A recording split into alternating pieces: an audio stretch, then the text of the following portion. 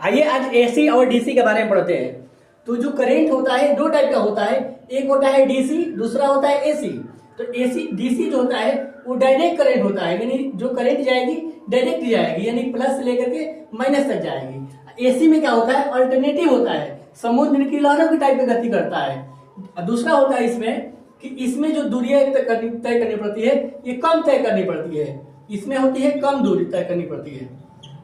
जो एसी होता है इसमें अधिक दूरी तय करनी पड़ती है।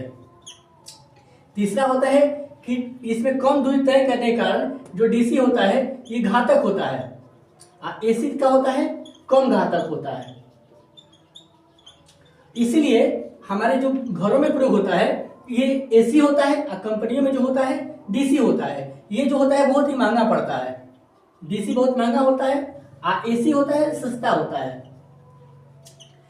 पांचवा अंतर है कि जो डीसी होता है इसकी तरंग होती है जीरो होती है, जो एसी होती है इसकी तरंग जो होती है 50 हर्ट्ज होती है।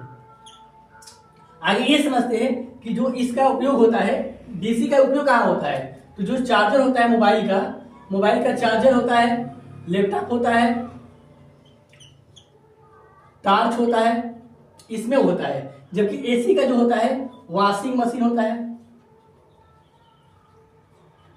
उसका होता है फ्रिज, इसमें एसी का प्रयोग होता है। अगला जो होता है कि एसी से लेकर के हम डीसी में कैसे कन्वर्ट करेंगे, एसी से डीसी से कैसे कन्वर्ट करेंगे।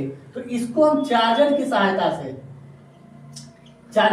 से हम एसी को डीसी में क्या कर सकते हैं, कन्वर्ट कर सकते हैं। चार्जर में होता है रेक्टिफायर सर्किट होता है।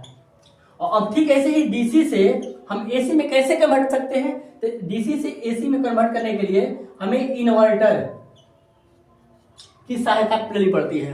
उम्मीद करता हूं वीडियो अच्छी लगी होगी। वीडियो अच्छी लगे तो लाइक कीजिए, सब्सक्राइब कीजिए, शेयर कीजिए।